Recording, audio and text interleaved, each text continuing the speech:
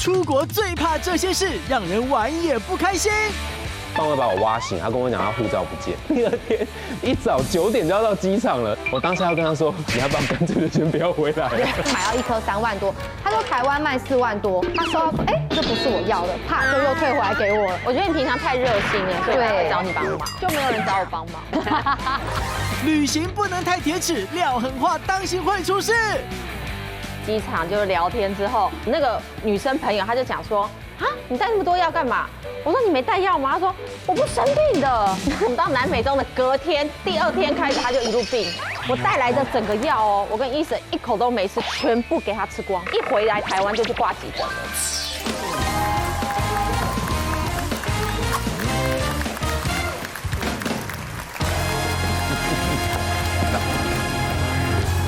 欢迎收看《女王大人》。说到出游，谁不希望呢能够玩得快乐尽兴，对吧？但偏偏呢就有意想不到的衰事找上门了。今天晚上呢邀请到了4位来宾，到底在他们的旅游过程当中发生过什么让他们懊到不行的扫兴的事情？来欢迎他们出场。介绍第1位，展瑞，欢迎。欢迎展瑞，欢迎洛丽塔，罗丽塔，欢迎徐伟莹。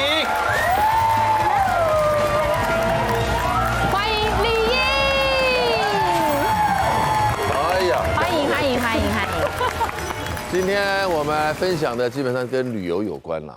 旅游如果国旅的话，大概问题不难解决。因为到哪语言都通，我台湾又方便，对吧？对，1小时可以到海边，1小时可以到山上，还半夜还可以去便利商店吃东西，就太方便了。这么方便的地方，但出国它就不是这个画面了。好，来，我们今天的环节就是拜托别扫兴，出游最怕遇到这种事。来自第1条，第1条，超雷旅伴顾人怨。这绝对是第1名。你们3个都有，你没有？还是你就本人超雷旅伴，就是你本人超雷。我出去会精挑细选旅伴。哦，医生嘛，是吧？哎，他算是可以自己活很好的。对，医生是属于不用管他。对呀。然后如果你想要住比较好的饭店，他是可以，他如果觉得他的旅费跟你不在同一个水平里，他会说没关系，我自己去住烂的，然后时间到他会自己出现会合，他是非常好的。你也跟他去玩过了吧？我们之前去潜水过。他可以睡庙里，他也 OK。那我们就不好像可以有一些废弃的医院什么嘛。好，那我们就不能，因为他什么地方没去过，对不对？李毅有说摆脱，对不对？要挑选，我这个没办法挑选，就我哥。新生的哥哥。我最近跟他去泰国做活动的时候，然后呢，他就在整个旅程里面，而且是我们活动，我们例如说晚上是颁奖典礼，然后下午他就开始出事，例如说一早上在出门的时候出事。就是早上要出门的时候 ，OK，然后他会直接说，哎，等一下，我的钱包没有拿，我护照没有拿，他就会再上去，然后之后呢，我们就坐那个计程车，结果我们已经到活动会场了，他就突然间说，哎，等一下，我的相机是我们整趟旅程拍下来的东西，哇，很重要哎，不能用手机拍，也可以用手机，只是所有已经拍的东西都在里面了。那不就一个袋子吗？那你怎么会交给他处理呢？怎么会交给他保管？因为我们1人有1台相机，但我没有带。我们会讲好说这一趟旅程是他带还是我带。哦。然后我之后都觉得我自己值得托付吧？对啊。没有，然后他就相机就不见。因为他是丢三落四的人。我觉得我也会忘记，可是要比起来这个频率它比较高，所以我当下就有点厌世，想说你不要跟我开玩笑了，我们等一下就要走那个红毯，然后你现在收东西不见，然后他就开始说，哎，等一下，然后因为语言不通嘛，等一下，然后大家就很着急，然后经纪人也在帮忙处理，然后就全部就在打那个电话联络那个司机，后来呢就都没有联络上，东西是落在司机计程车上，计程车上面，哇，没了。然后对我也这样认为，就没了。就后来呢，我就帮他想到一个奇招，就是晚上我回饭店的时候，我请饭店人员打电话，我直接跟那个饭店人员说，哎，我会给小费，请他再回来，我再加钱给他。后来相机就拿回来，结果这件事就过了。没有，这件事只是开头。第2天，好可怕！去逛百货公司的时候，我们已经离开那个百货公司了，他就直接把行李箱落在男生尿尿不是这样吗？然后他行李箱，我们会带行李箱去逛街，可是行李箱还是有重要的东西哦。他就尿完之后他就走了。哈，在旁边也忘记。这个太离谱了。对啊。之后我们就离开之后呢，他就说，我的行李箱，然后我们就全部又回去等他，再拿那个行李箱。然后我经纪人就有没有掉还不错嘞。对，没有，其实后来都有找到，我觉得他这趟算幸运吧。我觉得会不会一直遗落东西，是因为他你要不要幸运？请他去检查有那种早发性的失智症的？有一些人，我觉得他要开始吃隐形，对不对？这很危险呢。对他真的要开始吃隐形。然后最惨的是，我们都回饭店了，我要睡觉了，我们第2天要飞回台湾。他帮我把我挖醒，他跟我讲他护照不见。严重哦，他护照不见，这很严重。到第2天一早9点就要到机场了，然后我就被他挖醒，他说我们去报警好不好？然后我当下因为我有起床气，我当下要跟他说，你要不要干脆就先不要回来了？不用起床气也会生气呀。结果后来他就求我嘛，因为我要帮他翻译，我就说好，那我陪你去警察局。结果到了警察局之后，警察局还说你没有办法在这边受理，因为我们是分区的。你在哪边？例如说他是掉在 Zara， 他退税的时候忘了在柜台，你掉在那个地方，你就要找那个地方最近的警察局，还不是区哦，是那个百货最近的警察局才能受理。谁知道啦？对，所以就要想办法。知道在哪？对，后来我就跟他说，不然这样好了，我先到机场等你，然后你早上冲 Zara 一趟。如果没找回来，你就马上跟我讲。你前提都是一个想要把它丢包的概念。因为第2天其实有个广告，我当时在想说，我是不是要1人分饰2角？好像也可以，应该不会被其实发很紧现。张。我其实每次为什么觉得你这想法非常好。双胞胎的好处哎。我觉得我摆脱不了这个罪的旅伴，是因为我要想办法，所以我每次都很焦虑，我就想说怎么办？怎么会有这种事？后来他又很幸运。他直接那个柜台帮他收好，他要去 Zara 的时候，然后那服务态度超好，就是说帮你收好了，然后谢谢你啊什么就结束了。然后我觉得他就是有这种，他也没有延到班机，也没有，他马上打给我，就说那你赶快来，然后我们在 check in 那边等你。你应该也是丢三落四的吧？我没有，我不丢三落四，我是最佳旅伴呢，都是我要解决问题的那一种。好，你很棒，你很棒。你好赞哦，对啊。那我小小自首一下好不好？你是雷旅伴，我跳过护照。然后我也办了临时护照，就是我也是在泰国。我那时候是很年轻的时候，就是因为这件事情，我后来变得很盯紧。我那时候也是去泰国，在清迈，然后我第一次住背包客栈，然后那时候我朋友就跟我讲说，你住背包客栈，你要把东西都藏好。对，我想说好，我要藏好。然后藏到自己找不到的。对，隔天我们就是要隔天我们就是要坐夜车嘛，坐8个多小时夜车到曼谷 check in 的时候呢，然后那个要把护照拿出来就找不到，才发现我藏起来了，我就赶快打电话到那个背包客栈去，他说他们找不到，他说你藏在哪里？我就说也忘记了，连本人都找不到。他说你要藏在哪里？要跟我们讲，我才能去翻。我就说。不然你枕头套打开看看，或是被单拉起来看看什么？他就说都没有，我就说，OK， 那没事了，我就真的去移民局，然后还要跑大使馆，还要跑警局备案，然后还要去当地的照相馆照相，照了相之后再给你一个临时护照。哦，就这样一张纸，就这样一张，真的就再也找不到了，就真的找不到那个护照就作废，然后我就要拿这个长得这么机灵哈。对，泰国的照相馆那个暗暗小小，他真的随便拿个相机给你拍就输出哎。很像通气的照片，就已经很不错。有了，至少有微笑啦，不是黑白。所以奉劝大家，护照真的要顾好，因为你要跑非常多的地方。我等于花了1整天的时间在办护照，而且我必须说我没有麻烦到我的旅伴，因为我跟他说你们去玩你们的，我一个人去办所有的东西。你看，这就是最好的旅伴。我是一个人去跑所有的东西，我绝对不会把人家叫起来说，我护照不见了。你知道，因为我觉得不要再骂闪荣了。我觉得呢，有一种旅伴是你在事前出发的时候呢，问他说你有没有什么想去的地方啊？你有没有什么想法？到现场之后呢，才有问题，这种就很可怕。因为之前有一次呢，我就是也是跟一群朋友一起去泰国玩，在群组里面就会先问说，大家如果有想要去什么地方啊，或者吃什么餐厅啊，你们就是丢上来，然后我们再来排那个行程。那我们就各自丢了之后，就一个朋友他完全都没有发声，那我们就还特别他，然后问他说，你有没有想要去的地方可以说哦？他就说没有关系，我没有想法，我想跟你们一起出去到哪都很开心，你们排就好了。然后你们也就这样相信了。真好。对，因为听起来他就真的都没有东西，没有。听起来是不错的。对，听起来蛮好，想说好啊，好咖呀，这样子很配合那种。那我们就把自己想要的，我们就把那些行程这样排好了嘛。排好之后呢，都出发了，也都很开心。那因为比如说像我们到泰国，有前阵子很红，是大家都会去泰国穿泰服拍照，所以我们有一个朋友也想要做这件事情，我们就也排进去了，然后我们就也预约好那个穿泰服的店了，然后呢还预约了摄影师，什么一切都弄好了。结果呢，一开始说都没有关系，我都配合的朋友突然说，可是现在天气很热哎，我们真的要去穿吗？要拍照吗？很累的感觉，他开始不想去。你们去好了，我一个人，我就自己一个人在饭店没有关系。可是问题就在于，我们一开始是在台湾先预约好的，他那个预约都要先付钱的。请问你现在不去，我们要不要跟你收钱？就已经讲好要去了。要啊，当然要收啊。对，就会觉得很，重点是就会觉得很麻烦啊。后来当然死拖活拖把他拖去了嘛，也是拍了。拖去以后呢，拍了一个心不甘情不愿。换泰服，他就一边换一边抱怨说，这个皮料好粗哦。我就想说，就是这种临时的衣服，不然你想要怎样？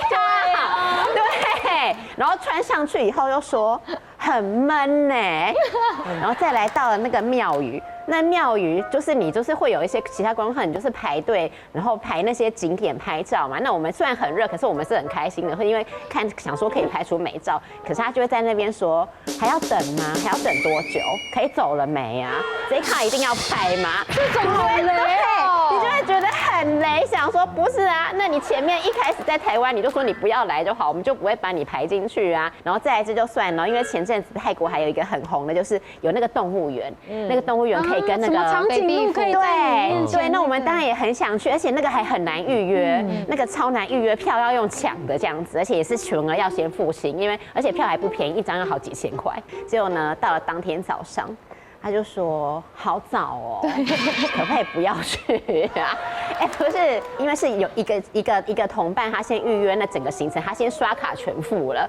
然后我们就说，那你不去，这个钱还是要照付啊。他就说，可是我又没有去，他有点不想付钱，好烂，就已经觉得很雷了。对，死拖活拖又把他拖到车上，还会在一路上在那边。好远哦，还没有到吗？因为要坐那个车子没有冷气，吉普车没有冷气，很热哎，好烫哦，椅子好烫。我要是这种人，我要到肉食动物区，我就把它推下去。他肉食动物区你可以推下去吗？一定要把它推下去。你看这真的多好看！对啊，你说罗丽塔，这你啊？这是我啊，很美哎，你的五官真的适合拍照哎。干嘛这样子啊？动态也可以吗？居然只适合拍照。好美哦！你的五官因为你的五官很明显啊。对，你这边来抓老公对不对？并没有，好不好？再看是哪一间。然后你就要想，旁边就会有一个人一直说：“好热，你拍够了没？可以走了吗？”好，超级扫兴的。那他就不适合跟你们出去玩。对，可是我最气的是，你可以一开始就说没有，我觉得他不适合一起旅行，他适合独旅，他不认识他自己。很多人会说，大家一起啊，我都配合，但其实他不认识自己。真的。对。其实我会觉得什么旅行的这些行程，我好像都还好，因为我是可以完全屏蔽旁人的感受。哎呦，我可以一群朋友出去，但是我一个人旅行，你独处也没问题。对，我是这一种人。但是其实有一点是你一定没办法一个人的，就是搭飞机。哦，你搭飞机，我们是一起买的航空嘛，我进出是一起，除非我本来这趟旅行就是临时加进去，所以我会不同航班。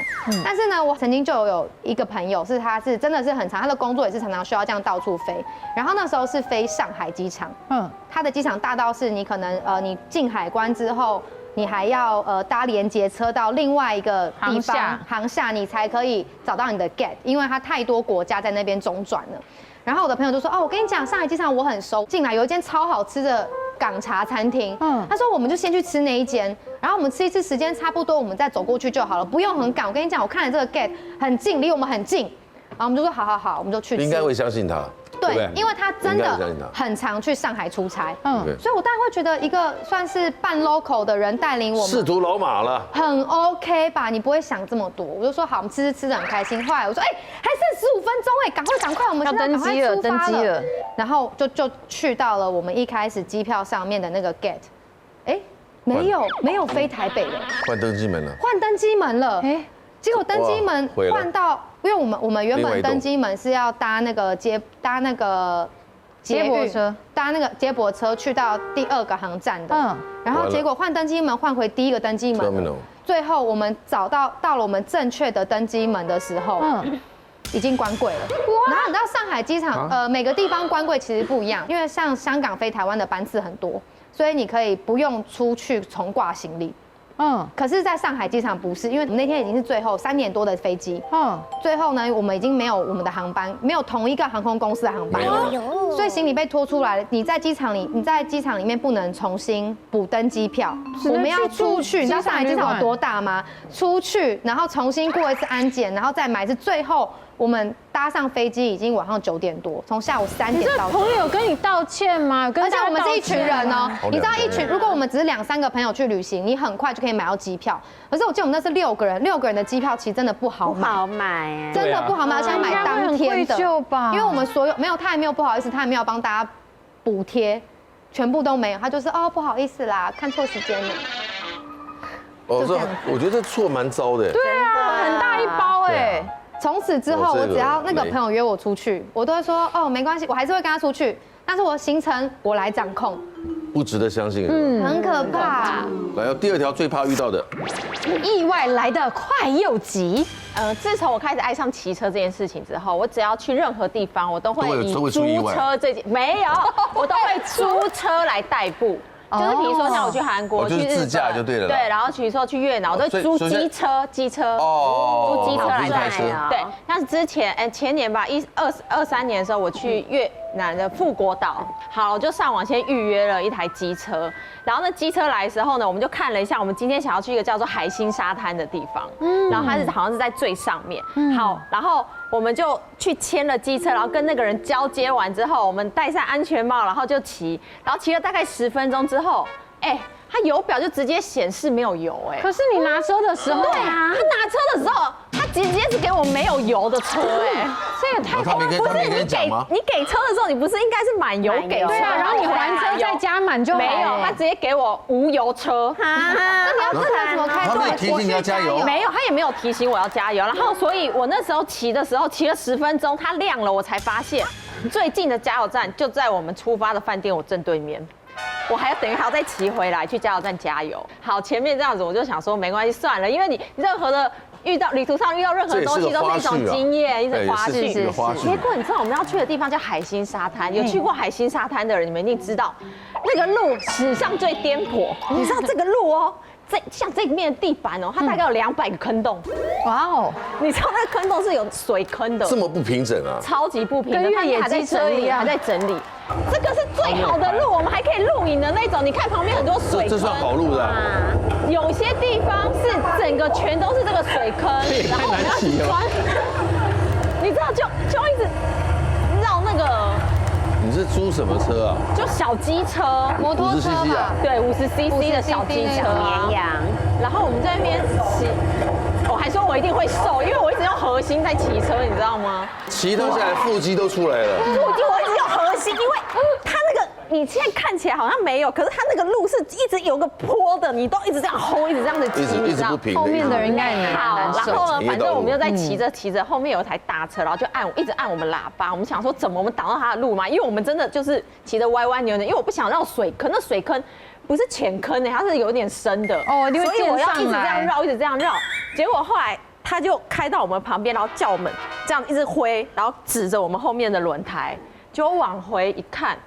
你知道我的不是爆胎而已，我的轮胎跟轮框已经快分离，太危险了！嫌弃哥哥是雷旅伴，展瑞现世报来得好快。我要上飞机了，我就把我的那个包包，就是背在后背包那个包包，直接留在原本的那个位置，然后我就直接到机场的入口。你也很靠，你也是没资格骂人家别人呢。对啊，50步笑100步吧。这一次真的是我的现世报了。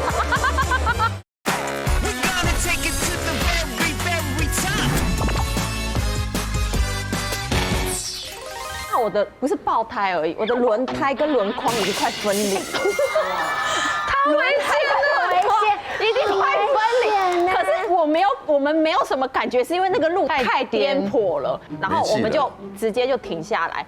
就你知道，我们停到了一个地方，就刚好是一个小杂货店，然后那边就一群男生，然后他们就过来，然后我们就想说怎么办？我们要跟他讲说我们爆胎吗？要怎么办？然后我们就跟他指轮胎，用那个 Google 的翻译问他说有没有那个修车店或干嘛？哎，就他们很好哎，他们直接骑了2台机车，然后另外一个男生帮我们骑我们原本的机车，然后骑了大概10分钟带我们到修车店。哇，人这么好。对呀，直接就是带到修车店，然后我们直接现场就修机车。你看，直接就是在当地修机车，好棒啊！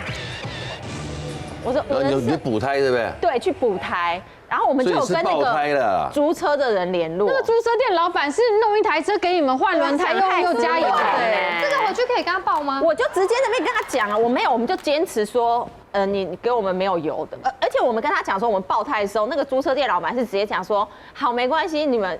就是他们这边会全权处理，然后多少钱再跟他报或干嘛的，所以是蛮常发生的。对，可是重点是，你知道我们去修机车，我们要付他钱，就那个人帮我们补，他还不收钱呢。人太好了，超级好的，然后带我们去那边，然后补胎，然后我们要给他钱或干嘛，然后还不收钱，然后我们就去对面就买饮料，老板赚到了。天哪，然后我们就觉得那老板人超好的。你是不是那天穿的比较少还是什么？没有，你觉得我会穿比较少吗？你有时候穿也是蛮清凉的啊，真假的？那边热啊。对了，我那天是穿比基尼骑车。哇塞，是不是？你觉得我会穿比基尼骑车吗？有可能啊，那边真的蛮热的啊。对啊，我有去过。蛮合理的吧？对，所以我是要跟大家讲，就是你在国外或其他地方租机车的时候，语言不通，你一定要事前要那么检查好你的油。来，展瑞该你了。我要分享的是，这次我要先清裁我自己，该我雷了。就是也是上个月我们去泰国，然后去表演。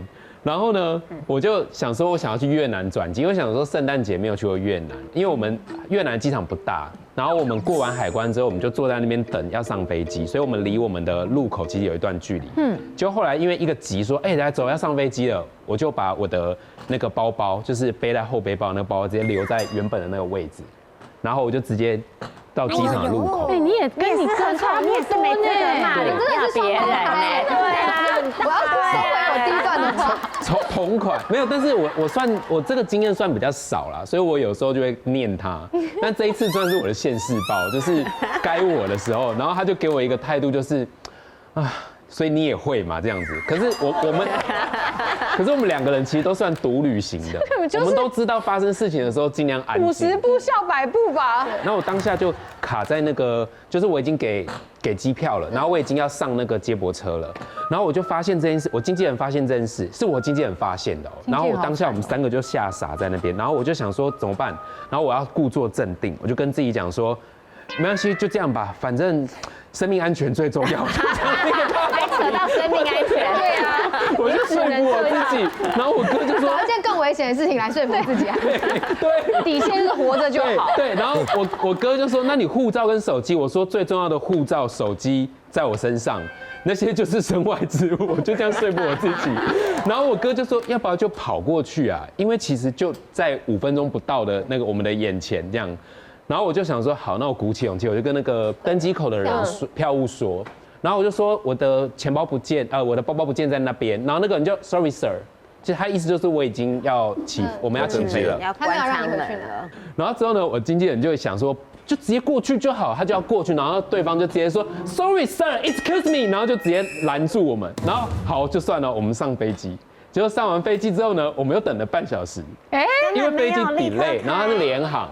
他 delay， 他根本没有起飞，然后其实那个接驳车的距离也没有很远，就是一个大概30秒内的一个天杀的这个。对，然后我就跟我哥眼睁睁看着你的包包就在那了耶。对啊，那我就想说怎么办？然后那个票务人员跟我讲说，我们只要捡到，我们就会帮你留着，然后我只要到泰国当地联络同一个航空公司的地勤，他们会帮我想办法寄到泰国。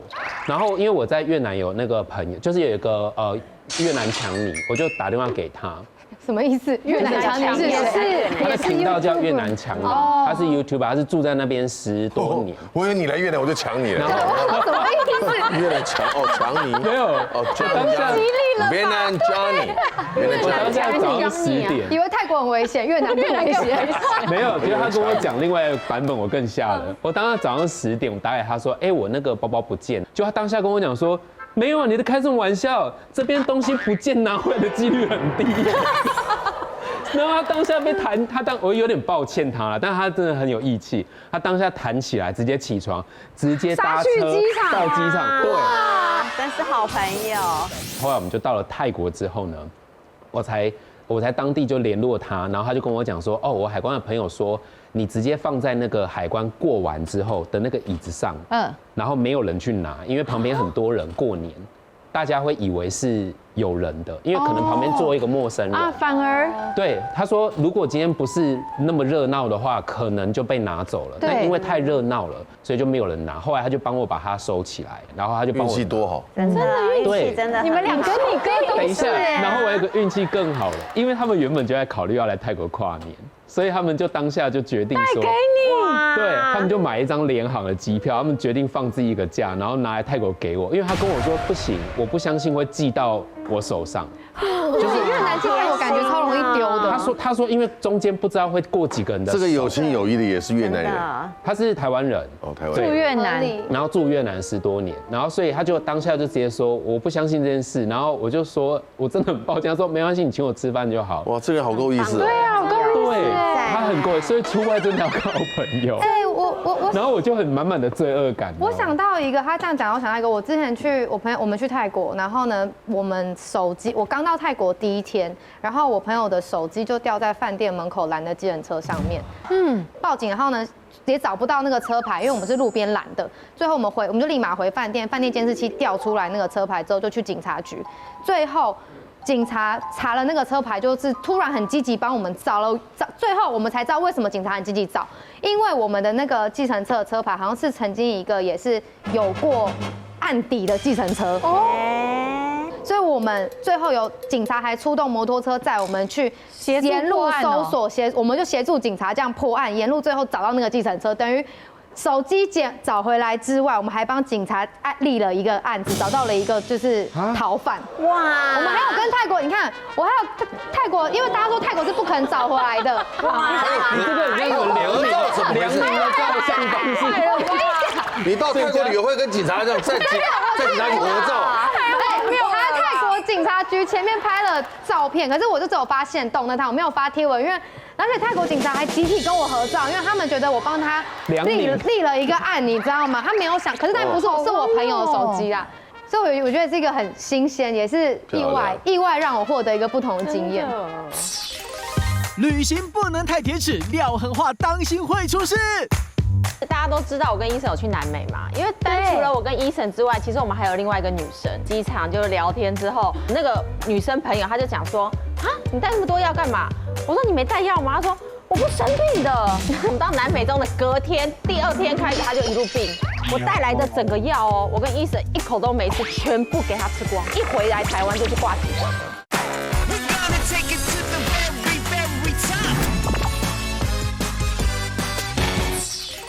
出游碰到的事情竟然这么多。对啊。好，来这一个。第3条，水土不服超恼人。就是大家都知道我跟医生有去南美嘛，因为除了我跟医生之外，其实我们还有另外一个女生。你知道那时候在去南美洲的时候，我们其实事前想要再找一个人跟我们一起，是因为这一趟就是要一个很独立自主的人，所以那时候我们在筛选的时候一直在想说谁比较独立自主啊，然后一直在那边选，后来选到的是一个跟我们一起潜水的朋友，想说潜水要自己背气瓶，然后大家下水，然后在海里面应该够独立吧。好，然后结果呢，我们到了起飞那天，然后我们在机场就聊天之后，我们就说，我这一趟我就是你们有去药局拿药吗？因为我出门我都习惯带很多保健品。你们去现在还需要打那些药，黄热疫苗啊，什么都要。然后我那个女生朋友，她就讲说，你带那么多药干嘛？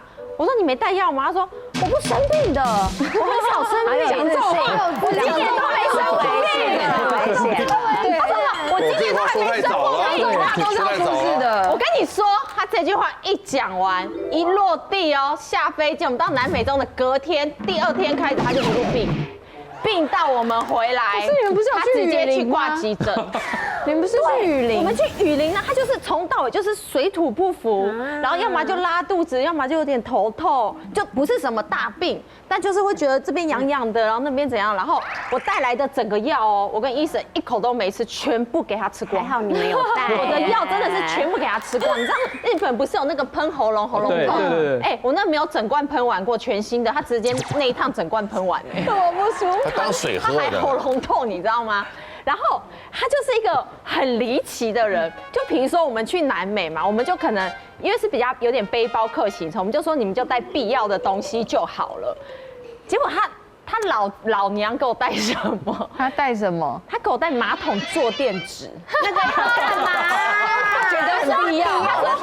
我不确定那边的厕所怎么样，我想说这样做了，我会比较那个什么，而且他有一个尿尿害羞症，他尿尿的时候，他是要非常的自己一个人，一定要去一个安静的厕所上厕所，就是旁边不可以有人就对了。他就是有尿尿害羞症，所以他很希望。如果我吹口哨对他没有帮助吗？没有帮助，他很希望他每一次厕所都是可以铺好东西，然后完整的，然后这样适合去南美。对呀，我们上的有时候根本就不是马桶，你知道吗？对啊，是野外的耶。我觉得是你们自己找错人了。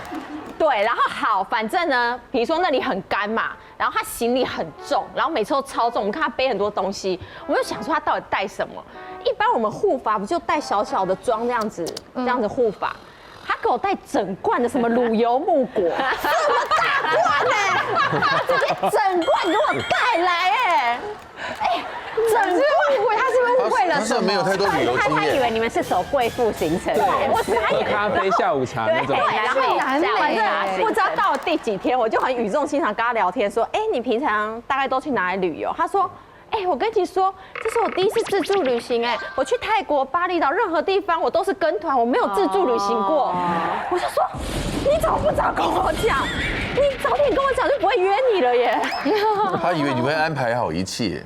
没有，他都知道行程，他其实配合得很好，他也愿意。对，然后比如说我们要走一些路嘛，在雨林里面，然后他就是很希望就是穿压力裤，因为他不想要晒，然后又不想要腿肿，所以他会穿一层压力裤。可是穿压力裤很不舒服。然后再穿一层裤子，然后包的密不透风的，然后戴一层罩，然后还有一个那种围着的围脖的东西。光听就快中暑了。哎，他中暑了。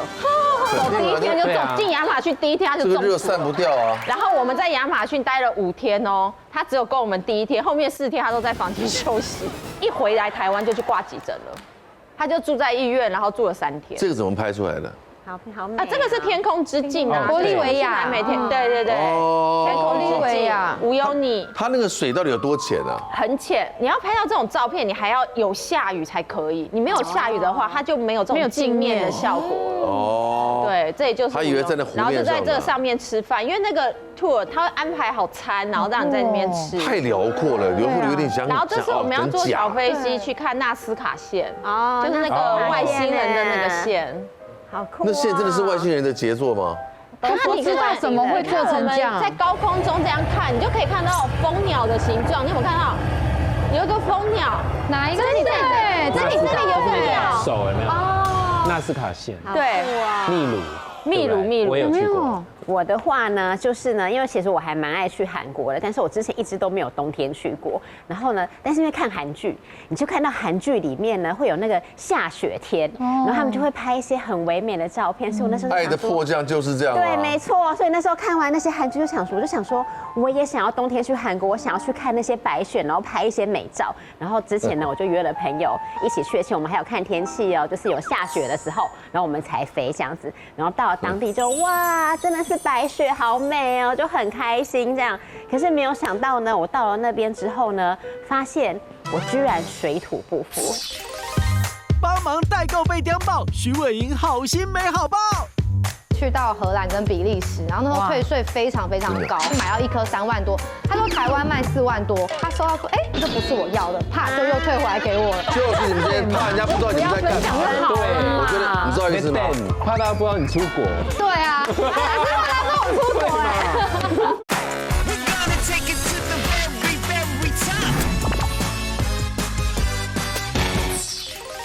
那边之后呢，发现我居然水土不服。但我的水土不服是我的肌肤水土不服，因为韩国真的太干了。我没想到他们冷之外又很干，但他们外面天气干燥就算了，他们室内会开暖气嘛，更干，暖气真的很暖，但是又更干。然后又加上呢，我以前呢原本是油性皮肤，可是我自从生完小孩以后，我的整个肤况改变，我变成干的。所以就是变成我在韩国那段时间，整个干到一个不行，然后我就开始皮肤会干裂。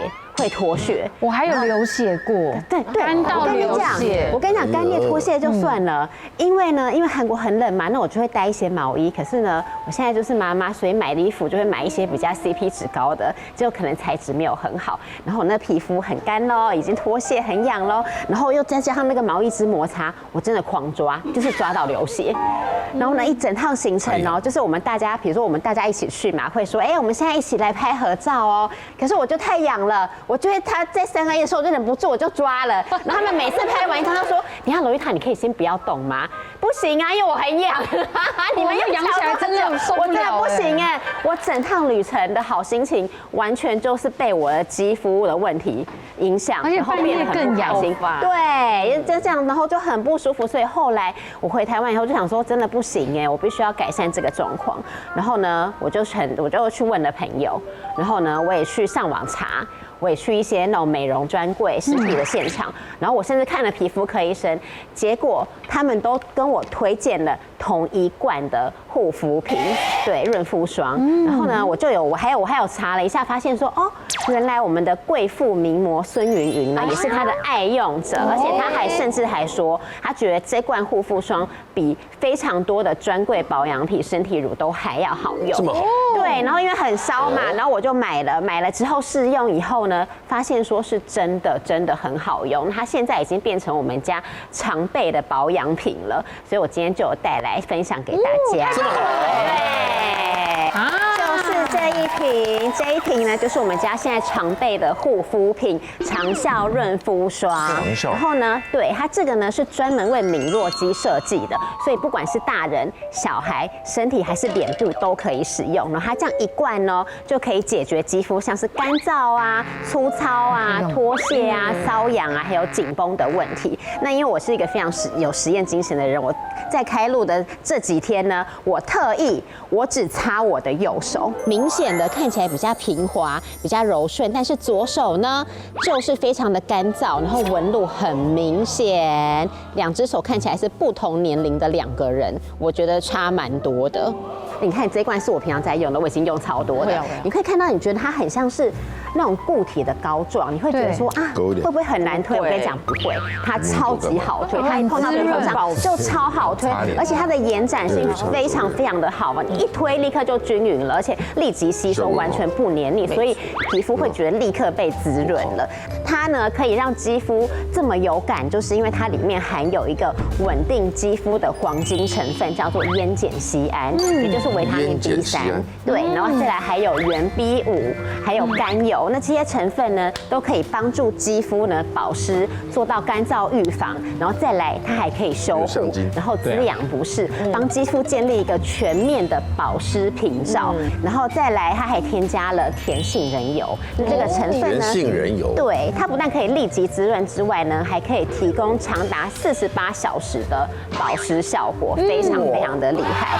因为它是专门为敏弱肌设计的嘛，所以它的成分非常的单纯。像是我们很在意一些什么香精啊、酒精啊，或是 paraben 类防腐剂啊，它都是没有添加的。像我的女儿现在1岁5个月，她也可以擦。那像家中如果有长辈啊，就是会有一些肌肤干裂的问题，那医生也有推荐说是可以使用它的这样子，因为它是已经创立75年的品牌哦，而且有经过皮肤科的测试，它的口碑好，效果好，然后 CP 值也非常的高。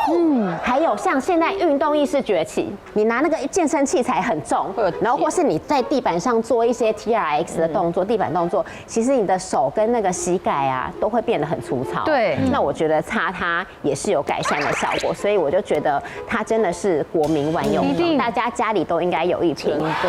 但是因为不是所有人都会喜欢霜的质地，虽然说我觉得它已经是很好吸收，而且不油腻了。对那没有关系，我们一样有长效润肤乳可以做选择。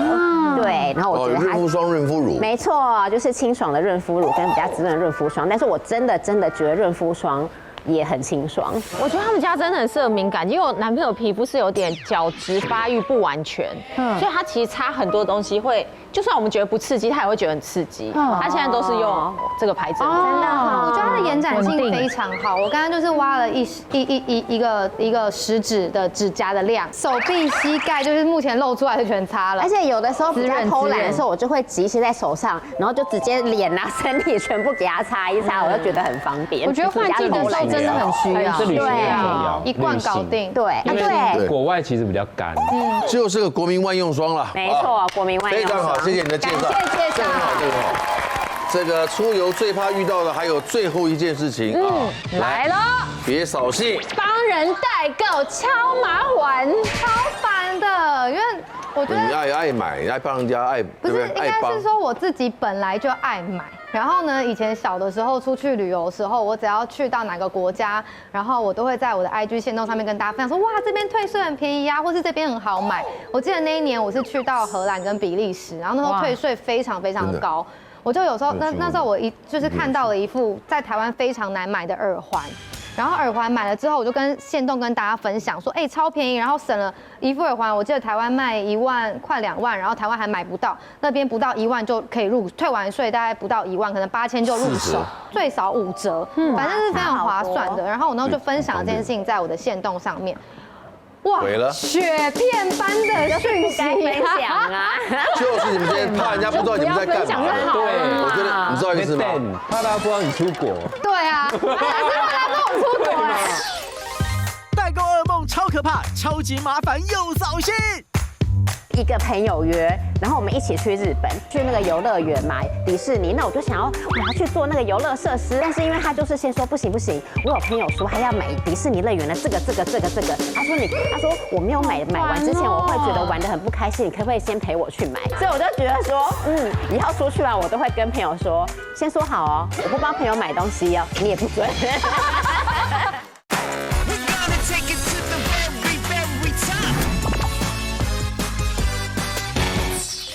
怕大家不知道你出国。对啊，但是怕他跟我出国哎。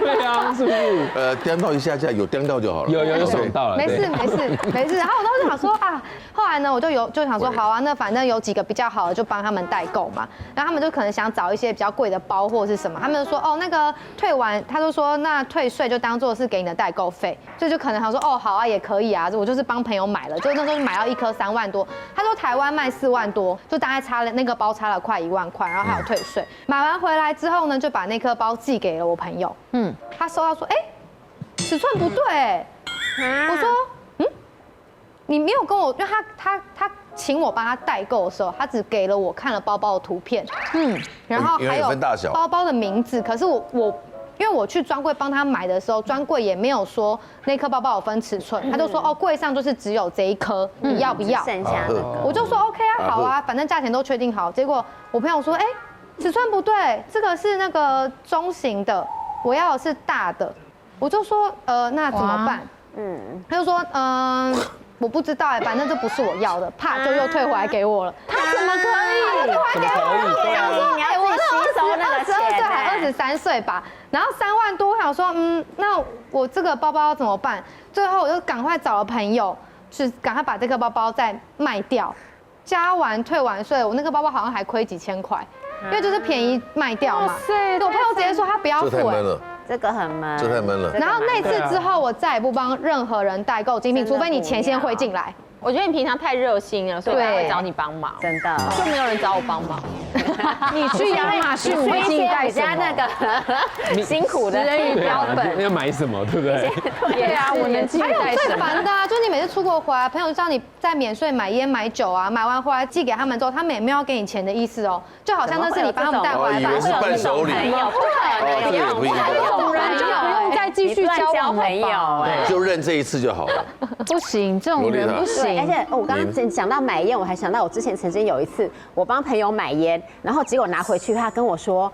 他说我要的是日本那个便利商店拆开来，他说日本里面的烟比较好，你在机场买的不是好的烟，然后他不要，然后我就觉得很过分，所以我后来从此以后，我现在出国就有抽烟的习惯了，我都会直接说没有，为什么越这样就有抽烟的习惯？我不懂，我打死不帮人家代购，可是我跟你讲，你自己不代购，你要注意你的旅伴会不会帮人家代购，因为我就之前一次跟一个朋友约，然后我们一起去日本，那我不代购嘛，大家都知道，结果呢，他呢偏偏是一个烂好人，他接了一大堆帮朋友代购的行为的东西，结果那趟旅程呢，虽然我也很爱逛药妆店，可是我没有想要24小时都待在药妆店，都在帮他找东西呀，因为他甚至接了有一些那个东西，一家药妆店接单做生意的，对他也没有做生意，他甚至没有，他也没赚钱，他说就是难得出国帮朋友什么亲戚什么阿姨呀什么买，然后我就陪着他在那边找那些不同品牌的什么一大堆保养品这样子，然后这样就算了。我们有去那个游乐园嘛，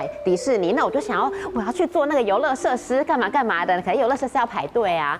但是因为他就是先说不行不行，我有朋友说还要买迪士尼乐园的这个，他说我没有买完之前我会觉得玩得很不开心，你可不可以先陪我去买？我就陪着他在那个迪士尼乐园的各大商店里面找齐那些东西之后因为那些东西很重嘛。你看他跟我说没有关系，罗丽塔，我自己提就好了，你不用管我。可是他提着很慢，然后东西又一直掉，走路很慢，那我只好陪着，我只好客气地说，不然你给我个2袋，我帮你提吧。我们那一趟旅程，那怎么玩游乐设施啊？对，就是我原本想说我要玩个好几个，结果后来我们那一天一整天我只玩到2个，然后只玩到2个，因为要排队，然后我还要帮他提那些代购的东西，没有一样是我的，所以我就觉得说，以后出去玩我都会跟朋友说，先说好我不帮朋友买东西你也不准，你也不准合理，对，你也不准，我也觉得合理啊。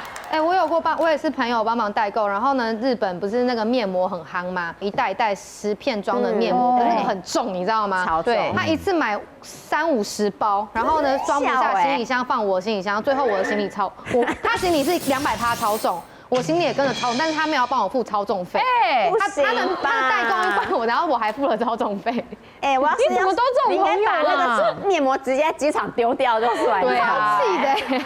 但是也想说算了，不要破坏旅游心情，就是好算了，情人节就算了。我们出国去玩是充满期待的，真的，这种事情真的很阿宅，旅程就是蒙上阴影啊。每个人旅游的习惯、感受、整个行进路线的安排都不太一样，所以只要找到能够适合你自己的旅游方式。还要找到最适合自己的旅伴，这事情真的很重要，否则那是磨难。旅伴跟磨难这押韵，双押，你知道吗？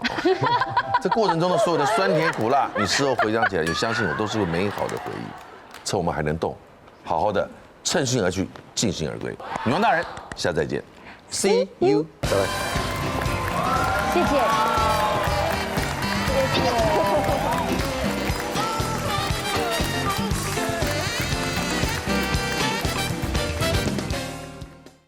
快订阅未来中文台 YouTube 频道，开启小铃铛就可以看到最新的女王大人哦。